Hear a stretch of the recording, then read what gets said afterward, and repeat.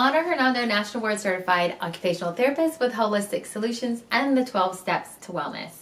If you've been following along in the journey on wellness, we've been talking about the mind, and in the last few videos, we've been talking about neuroplasticity and the components of neuroplasticity as defined by Dr. Shad Helmstetter.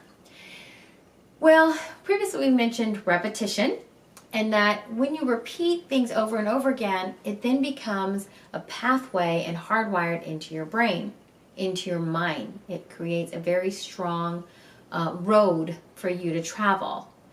And the one thing that makes that road even stronger and can actually bypass the law of repetition is emotion. Yeah, emotion. How that works is this. Most of us have been on a playground with swing set, right? And if you haven't, I would encourage you to do it. It's kind of fun.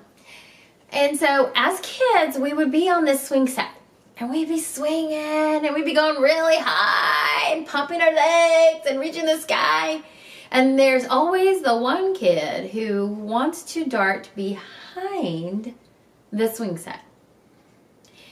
And so they're not really paying attention, and you're swinging, woo, having a good old time. And this kid darts across and boom, gets smacked by the swing. Both of you he goes falling back, you go twisting and twirling, and okay? So you've just had a very massive learning situation happen. The next time you're on the swing, two different things can happen once you've experienced that. You, the person who's on the swing, will be looking around for people, and when you see somebody, typically your reaction is, I'm swinging! Look out! That's what you do, because you don't want to ba-bam, get twisted and turned around because they ran into the swing. If you're the person that ran into the swing and you were the one that got hit, you're doing kind of one of these actions. Waiting for the swing to go, and then you run across, right? Or you're the kind that goes way out of the way of the swing set because you don't want to get hit again. That pathway has been hardwired with one time. It didn't take repetition, repetition, repetition.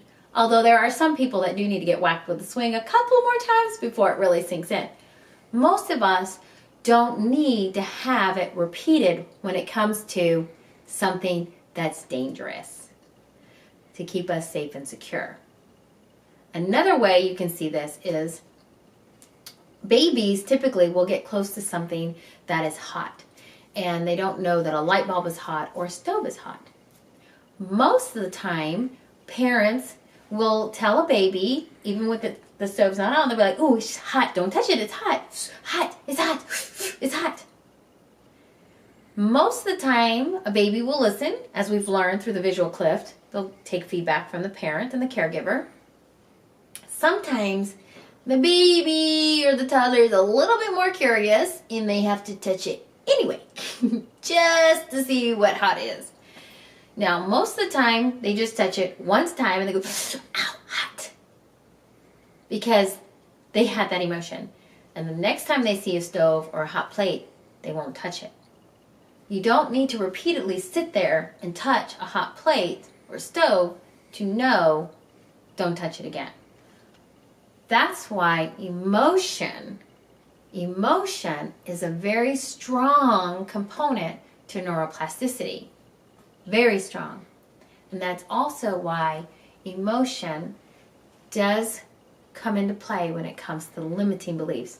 If you'll refer back to our video regarding the visual clip experiment, then you can see how emotion can encourage us or debilitate us. Emotion is a very important component of neuroplasticity. So be aware of your emotions for yourself. Be aware of what you're giving to other people by way of your response. And the next time you're on the swing set, watch out. Ana Hernando, National Board Certified Occupational Therapist with Holistic Solutions and the creator of 12 Steps to Wellness. You are absolutely worthy of the best that love and life have to offer.